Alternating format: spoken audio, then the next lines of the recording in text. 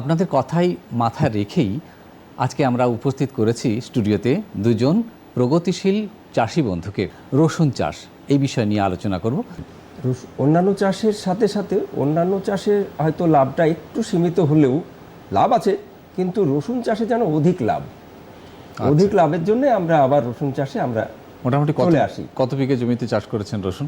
আমি 2 বিঘার উপরে করিনি।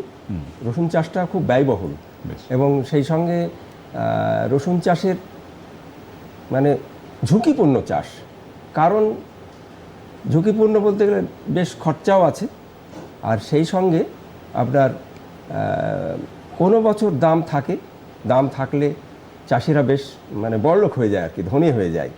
1 বিঘা রসুন থেকে প্রায় 3.5 থেকে 4 লক্ষ টাকা গতবারেই হয়েছে।